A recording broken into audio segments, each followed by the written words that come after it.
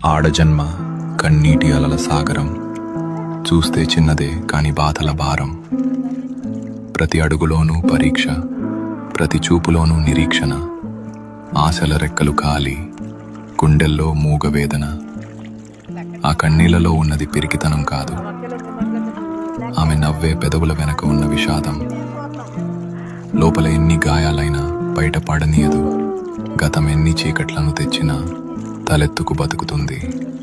తన కన్నీరు అణువణువున ఒక కథ. ఆ కథలో ప్రేమ ఉంది, బంధాల కష్టం ఉంది. అయినా ఆ కన్నీరు ఆమెను బలహీనం చెయ్యలేదు.